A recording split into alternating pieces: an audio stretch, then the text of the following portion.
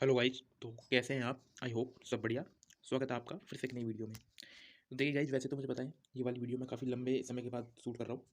थोड़ा क्योंकि देखो मेरा भी ये एग्ज़ाम था सीपीओ मेंस का, तो इस वजह से मैं ये शूट नहीं करवा रहा था वीडियो। लेकिन अभी मैं थोड़ा फ्री हुआ हूँ तो सोचा चलो शुरू करते हैं। तो देखिए गाइज, ये सीपीओ मेंस 2024 का जो अभी हुआ था 8 मार्च को। 8 मार्च को हुआ था ये। 8 मार्च 2025 को ये एग्ज़ाम कंडक्ट कराया गया था। ये मैंने भी दिया था सीपीओ मेंस। इससे पहले मैंने प्री दिया था, वो मेरा क्वालिफाई है। अब इसके बाद ये मेंस का। तो देखिए गाइस, मेंस के बारे में मैं आपको थोड़ी सी डिटेल्स दूंगा कि एग्ज़ाम कैसा था, एग्ज़ाम का लेवल कैसा था। बाकी आज वैसे आप अगर आपने भी दिया हो तो आपको पता ही होगा कि एग्ज़ाम थोड़ा सा मतलब लास्ट ईयर से थोड़ा सा टफर साइड था। मतलब इतना ईजी नहीं बोल सकते। देखिए गाइस, मैं आप इस एग्ज़ाम को 3 पार्ट में डिवाइड करूँगा। देखिए, जो फर्स्ट पार्ट था ना इसका, तो वो कैब वाला, तो वो तो देखो बिल्कुल ईजी था, क्योंकि जिसने प्रीवियस ईयर लगाए होंगे तो वो कर दिया होगा आराम से। लेकिन ईजी भी क्या, उसको थोड़ा सा मॉडरेट बोलेंगे, क्योंकि उसमें जो एक दो वोकेब थी वो देखिए मेरी खुद की भी गलती है। तो अब बिल्कुल ईजी तो बोल नहीं सकते उसको, क्योंकि अगर वो ईजी होती तो फिर सबके ही ठीक हो जाते या फिर मेरा भी पूरे ठीक होते। लेकिन एक दो वर्ड थे, जैसे उसमें एक ऑफ आया था, ऑफ वाला वो बढ़िया था। इसके अलावा एक स्पेलिंग थी दो तीन, वो भी ठीक थी बाकी। अब दूसरा जो पार्ट था उसमें वो था आपका, जो एक तो ग्रामर आती है, वो ग्रामर भी उसकी काफ़ी ठीक थी। जो इसमें एरर वाले क्वेश्चन थे ना, वो थोड़े टफ, मतलब एक दो क्वेश्चन ऐसे थे जो नहीं बन रहे थे। और इसके अलावा आरसी था उसका। देखो आरसी को तो अभी है ना, मैं जो तीसरी वाली कैटेगरी उसमें ही रखूँगा। देखो वो थोड़े से ऐसे थे कि वो मॉडरेट थे, मतलब कुछ आरसी तो बिल्कुल हो रहे थे, और एक दो आरसी थे जो थोड़े टफ साइड थे।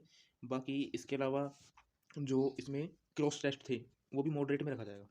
मतलब जैसे एक के जो 5, जिसमें सिर्फ 5 ऑप्शन थे, वो वाला क्रॉस टेस्ट तो फिर भी ठीक था, क्योंकि उसमें मेरे भी लगभग 3 या 4 गलत हुए हैं उसमें। तो मुझे थोड़ा सा टफ लगा। बाकी जो लास्ट का पीक्यूआरएस बच जाते पैरा जंबल वाले, भाई वो तो बिल्कुल मानना पड़ेगा, वो तो उन्होंने बढ़िया लेवल पर बनाए थे। और वो तो ऐसा लगता था वो स्टैंडर्ड इंग्लिश थे। उनमें सबसे बड़ी प्रॉब्लम ये आ रही थी कि जो अपन ए बी या सी डी का पेयर बना के करते हैं ना, तो उसमें भी थोड़ी दिक्कत हो रही थी कि उसमें फाइन नहीं कर पा रहे थे कि कौन सा पेयर किसके संग होगा। तो इनको टफ साइड रखा जाएगा। अब ये है थोड़ा सा कि अब ये तो उन पे देखने वाली बात हो गई कि आंसर की आती है जब क्या होता है, क्योंकि अभी आंसर की इसकी रिलीज हुई नहीं है। कल एक लिंक जनरेट हुआ था, अभी उस पर कुछ है नहीं अपडेट, लेकिन ये क्या एक दो दिन में आंसर की आ जाएगी। तो ऐसा रहा थोड़ा सा कुछ एग्जाम का।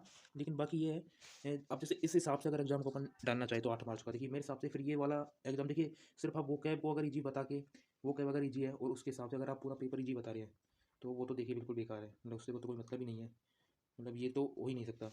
मतलब इसका सीधा सा है कि भाई पेपर है ना, जो आप वो कैप के ऊपर डिसाइड नहीं कर सकते। मेन तो रहता है उसका क्रॉस टेस्ट, आरसी और पैरा नंबर। अगर ये देखो, इसमें क्रॉस टेस्ट थोड़े से मॉडरेट थे, ये वाले भी मॉडरेट थे, और ये आपके टफ थे पैरा जंबल।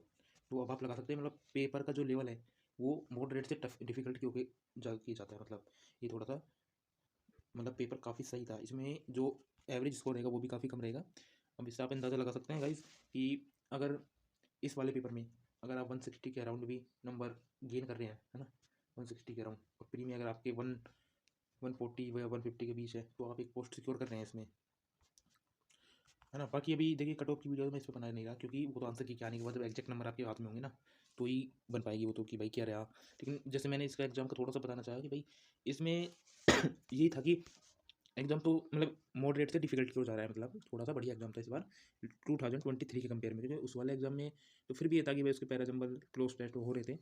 इसके थोड़े से पी क्यू आर एस है, लगभग 14 के आसपास इसके पी क्यू आर एस थे, 14 के आसपास पी क्यू आर एस, और वो भी काफ़ी टफ साइड थे। अब इसके अलावा फिर इसमें देखो टाइम की भी थोड़ा इश्यू रहा कैंडिडेट्स के लिए, क्योंकि टाइम भी नहीं बचा, है ना।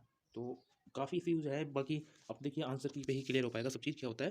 लेकिन फिर भी ये है कि देखिए मैंने भी दिया था एग्जाम, अभी तो आंसर की क्या आने के बाद ही पता पड़ेगा, क्योंकि अभी कन्फ्यूजन में है। अब जैसे एक वो वाला आया था, वो गांधी जी की आत्मकथा ऑटोबायोग्राफी थी, तो उसमें कई बच्चों ने ट्रेवलॉग लगाया कि भाई वो यात्रा वृतांत था, और कई ने आत्मकथा लगाया है। और वो वैसे ओरिजिनली वो आत्मकथा से उठा ही पार्ट था, एक गांधी जी का एक उनकी बायोग्राफी है ना, सत्य के साथ मेरे प्रयोग, तो उससे उठाया गया था वो पूरा।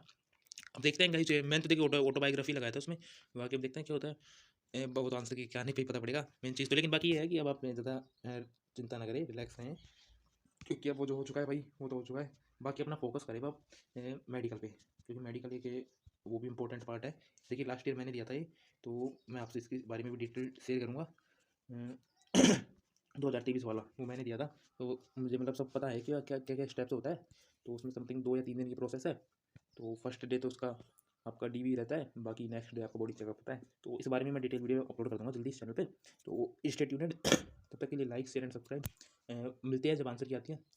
ओके गाइस, जय हिंद, जय भारत।